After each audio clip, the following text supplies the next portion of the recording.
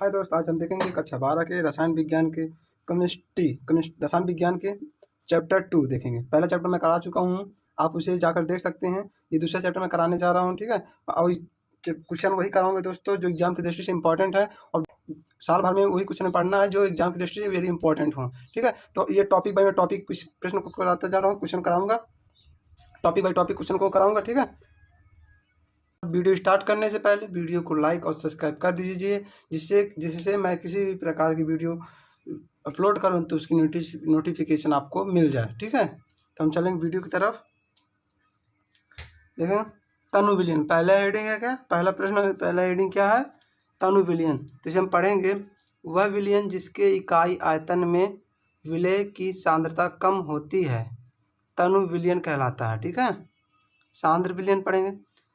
वह विलयन जिसके इकाई आयतन में विलय की सांद्रता अधिक होती है उसे सांद्र विलयन कहते हैं, ठीक। उसमें देखो, तनु विलयन क्या होता है, इसमें कम है और इसमें विलय की सांद्रता क्या होती है, कम होती है, और सांद्र विलयन क्या होती है, विलय की सांद्रता अधिक होती है, ठीक है। तो अगर हम देखेंगे संतृप्त विलयन हेडिंग, आगे हम संतृप्त विलयन के बारे में पढ़ेंगे।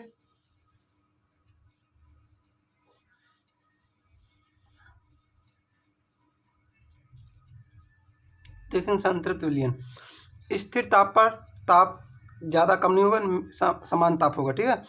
ताप पर वह विलयन जिसमें विलय अधिक मात्रा में घुली रहती है, विलय जिसमें अधिक मात्रा में घुली होती है वो क्या कहलाती है? संतृप्त विलयन कहलाती है, ठीक है।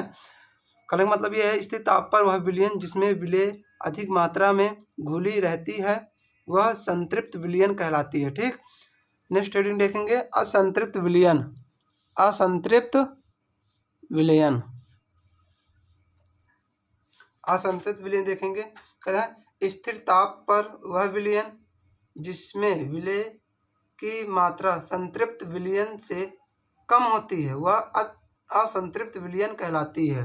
कहने का मतलब यह है कि जो संतृप्त विलयन हमारा था उसमें जो विलय की मात्रा घुली थी उससे कम होनी चाहिए, तो क्या होगा? असंतृप्त विलयन होगा, ठीक है। अब देखेंगे अति संतृप्त विलयन। स्थिर ताप पर वह विलयन, स्थिर ताप पर जब किसी विलयन में विलय की मात्रा संतृप्त विलयन से अधिक हो तो वह अति संतृप्त विलयन कहलाता है। इसमें कहने का मतलब यही है, जो संतृप्त विलयन था अगर हम उसमें विलय की सांद्रता और अधिक कर देंगे तो वह फिर अति संतृप्त विलयन कहलाने लगेगा, ठीक है। और क्या कहलाने लगेगा?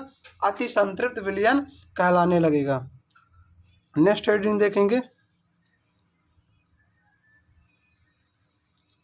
विलयन की सांद्रता।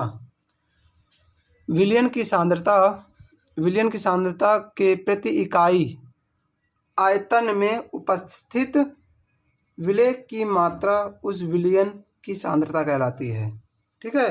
मतलब प्रति इकाई आयतन में जो है विलय की मात्रा उपस्थित होती है वो क्या कहलाती है? विलयन की सांद्रता कहलाती है, ठीक है।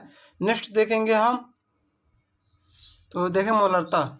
दोस्तों वीडियो को लास्ट तक अवश्य देखिएगा, क्योंकि सेकंड चैप्टर में पूरे क्वेश्चन कराऊंगा। इसमें से ये हमारा 1 शॉर्ट वीडियो है और 1 शॉर्ट नोट्स भी है, ठीक है। आप इसे चाहे तो अपने कॉपी में लिख कर पढ़ सकते हैं, क्योंकि एग्जाम तक आपके काम देगा। एग्जाम इससे बाहर क्वेश्चन नहीं पूछे एग्जाम में, ठीक है दोस्तों। तो मैं इसमें जितने भी प्रश्न बनते हैं सभी प्रश्न कराऊंगा, और लास्ट तक पूरे प्रश्न देखते रहिएगा, ठीक है। देखेंगे मोलरता। किसी निश्चित ताप पर विलयन के प्रति लीटर में उपस्थित विलय पदार्थ के मोलों की संख्या को मोलरता कहा जाता है, ठीक है। मोलरता कहा जाता है या कहते हैं, ठीक है। तो देखेंगे मोलरता बराबर क्या होता है। मोलरता बराबर होता है विलय के मोलों की संख्या बटे विलयन का आयतन लीटर में। विलय के मोलों की संख्या बटे विलय के मोलों की संख्या बटे विलयन का आयतन लीटर में। अगला देखेंगे मोलरता। मोलरता क्या होता है, एक एक करके देखते जाएंगे सभी प्रश्नों को। मोलरता, ठीक है। कहते 1 kg विलायक में या 1 किलो विलायक में घुले हुए विलय के मोलों की संख्या को उस विलयन की मोलरता कहते हैं, ठीक है। मतलब जो विलायक मतलब क्या होता है? जल हो सकता है जिसमें कोई चीज़ घोला जाता है, ठीक है, वो विलायक होता है।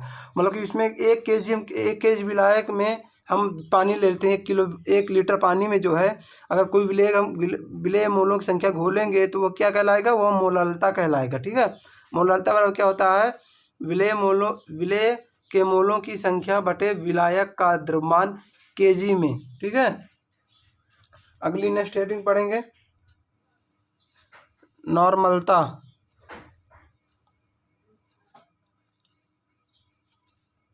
नॉर्मलता देखेंगे तो नॉर्मलता क्या होता है, किसी निश्चित ताप पर 1 केजी विलयन में घुले हुए विलेय के ग्राम तुल्यांकों के मोलों की संख्या को उस विलयन की नॉर्मलता कहते हैं। यहाँ 1 केजी विलायक था, अब यहाँ 1 केजी विलयन है। विलयन मतलब कि दो से अधिक धातुओं, दो से अधिक तत्वों का मिश्रण होता है। ठीक है, समांगी मिश्रण। तब देखेंगे नॉर्मलता बराबर क्या होता है, विलेय के ग्राम तुल्यांकों की संख्या, मोलों की संख्या बटे विलयन का आयतन लीटर में। ठीक है, अब देखेंगे नेक्स्ट हेडिंग है मोल प्रभाज। नेक्स्ट है मोल प्रभाज। वीडियो को लास्ट तक अवश्य देखते रहिएगा। मोल प्रभाज किसी विलयन के अवयव के मोलों की संख्या तथा विलयन में उपस्थित कुल मोलों की संख्या के अनुपात को उस विलयन का मोल प्रभाज कहलाता है। ठीक है, जहाँ मोल प्रभाज बराबर अवयव के मोलों की संख्या बटे विलयन में उपस्थित कुल मोलों की संख्या। ठीक है, नेक्स्ट हेडिंग देखेंगे हम, देखेंगे विलेयता। अब विलेयता क्या होती है, कहते हैं किसी निश्चित ताप पर पदार्थ की वह अधिकतम मात्रा जो, ये क्या लिखा दोस्तों, जो, ये हम इस प्रिंटिंग हो गई, यहाँ गलत हो गया है, ये जो 100 ग्राम विलायक में घुल जाती है। कहते हैं किसी निश्चित ताप पर पदार्थ की वह अधिकतम मात्रा जो 100 ग्राम विलायक में घुल जाती है, वह तो क्या कहते हैं, उसे हम पदार्थ की विलेयता कर दिया, उस वह पदार्थ की विलेयता कहलाती है। जिस प्रकार समझ में आ जाए। ठीक है, हेनरी का नियम अगला देखेंगे हम, हेनरी का नियम। ठीक है, हेनरी का नियम देखेंगे हम। इस नियम के अनुसार स्थिर ताप पर किसी गैस की द्रव में विलेयता गैस दाब के समानुपाती होता है। ठीक है, मतलब एम समानुपाती पी। ठीक है, या एम बराबर के पी, जहाँ एम को क्या कहते हैं, एम घुली हुई गैस की मात्रा है और पी क्या है, साम्य पर गैस का दाब, और क्या है, समानुपाती स्थिरांक। के क्यों क्या कहेंगे, समानुपाती स्थिरांक। नेक्स्ट देखेंगे वाष्प दाब, इसको पढ़ेंगे अच्छे से।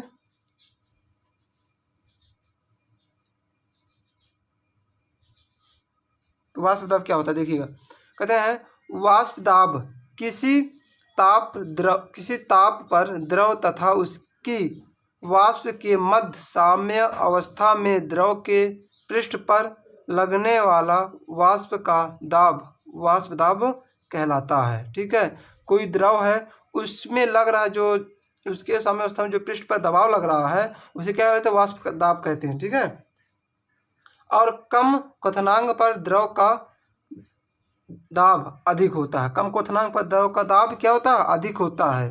ठीक है, और आगे देखेंगे किसी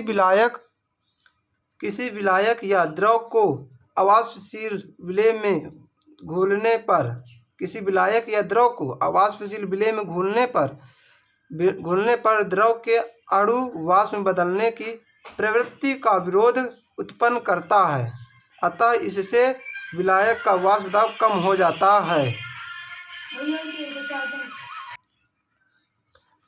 किसी विलायक या द्रव को अवाष्पशील विलेय में घोलने पर द्रव के अणु वाष्प में बदलने की प्रवृत्ति का विरोध उत्पन्न करता है। ठीक है, अतः इससे विलायक का वाष्प दाब कम हो जाता है।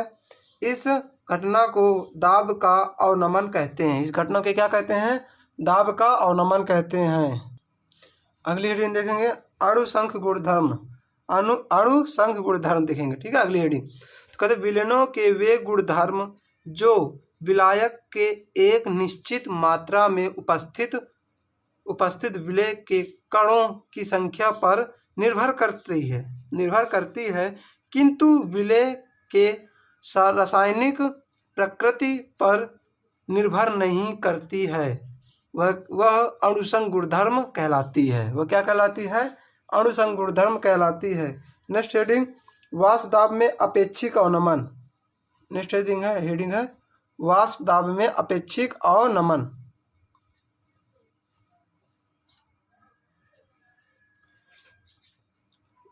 किसी विलायक के वाष्प दाब में अवनमन तथा शुद्ध विलायक के वाष्प दाब के अनुपात को वाष्प दाब का अपेक्षिक अवनमन कहते हैं। नेक्स्ट हेडिंग देखेंगे, क्वथनांक में उन्नयन। किसी शुद्ध विलायक में अवाष्पशील विलेय घोलने पर विलयन का वाष्प दाब कम हो जाता है। विलयन का वाष्प दाब क्या होता है? कम हो जाता है, जिससे विलयन का क्वथनांक बढ़ जाता है, जिसे विलयन का क्वथनांक बढ़ जाता है और जिसे विलायक के क्वथनांक में उन्नयन कहा जाता है। ठीक है, जिसे विलायक के क्वथनांक में उन्नयन कहा जाता है। दोस्तों ये इसका सूत्र होता है, जिस प्रकार, क्योंकि कभी कभी प्रश्न दे देगा कि प्रश्न पूछ लेता है, तो इस सूत्र के माध्यम से हम प्रश्नों को हल भी कर सकते हैं। ठीक है, अगला देखेंगे मोलल उन्नयन स्थिरांक।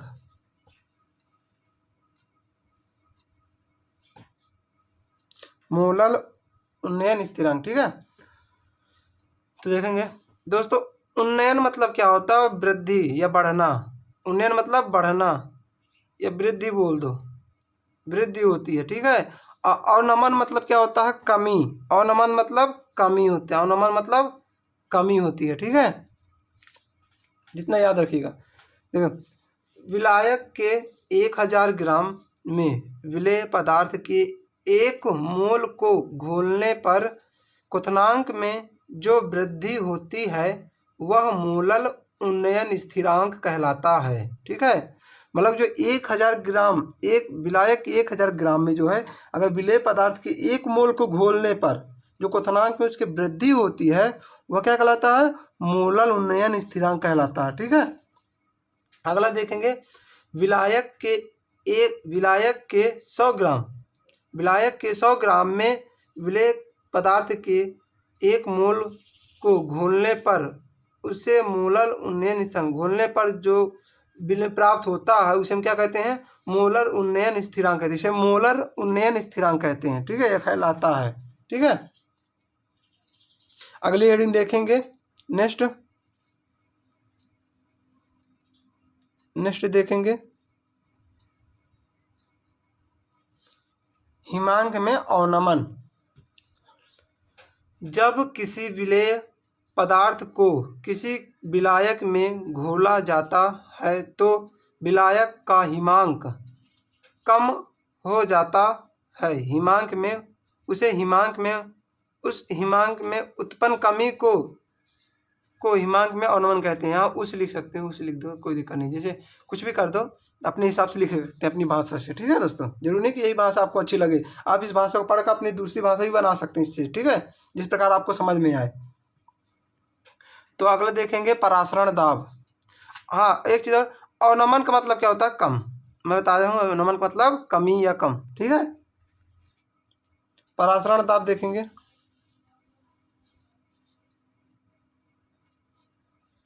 परासरण दाब कहते हैं शुद्ध विलायक से विलयन में अर्धपारगम झिल्ली के द्वारा विलायक के स्वतः प्रवाह को परासरण कहते हैं। इस क्रिया में लगने वाले दाब को परासरण दाब कहते हैं। अब परासरण दाब का समीकरण देख लीजिए, जहाँ पी वी बराबर NRT होता है, इसे हम P बराबर N/V/RT कर सकते हैं। ठीक है, जहाँ पर P बराबर होता है परासरण दाब, R बराबर होता है विलयन स्थिरांक, C बराबर होता है सांद्रता और V बराबर होता है आयतन और T को हम क्या कहते हैं? ताप, और N होता है मोलों की संख्या। नेक्स्ट देखेंगे हेडिंग हाँ, तो अब देखेंगे राउल्ट का नियम। दोस्तों ये क्वेश्चन इंपॉर्टेंट है, क्योंकि एग्जाम की दृष्टि ये क्वेश्चन वेरी इंपॉर्टेंट, तो इस क्वेश्चन का आप अच्छे से बेकार रिवीजन कर लीजिएगा, अच्छे से पढ़ लीजिएगा, ठीक है। इससे तैयारी करते रहिएगा, क्योंकि क्वेश्चन ज़्यादातर संभावना ये होती है कि इस चैप्टर विलियन चैप्टर से ज़्यादातर यही क्वेश्चन पूछा जाता है, राउल्ट के नियम और सीमाएँ पूछी जाती है उसके, तो हम इसको पढ़ेंगे, ठीक है। राउल्ट का नियम, इस नियम के अनुसार, राउल्ट का नियम क्या कहता है, इस नियम के अनुसार आवासशील विलेय पदार्थों के विलयन के लिए अपेक्षिक अवनमन विलयन में विलेय के मोल प्रभाज्य के बराबर होता है। विलयन में विलेय के मोल प्रभाज्य के बराबर होता है। यहाँ पर क्या होगा, P0 माइनस PS बटे का P0, ठीक है, बराबर x विलेय है, ठीक है। और इसे बराबर कर सकते हैं, बराबर में स्मॉल n बटेगा small n plus capital N, ठीक, जहाँ P0 माइनस PS वाष्प दाब का अवनमन है और P0 माइनस PS बटे का P वाष्प दाब का अपेक्षिक अवनमन है, और x विलेय के मोल प्रभाज्य है, और स्मॉल n है विलेय के मोलों की संख्या, और कैपिटल N है विलायक के मोलों की संख्या। अब राउल्ट के नियम की सीमाएं देखेंगे।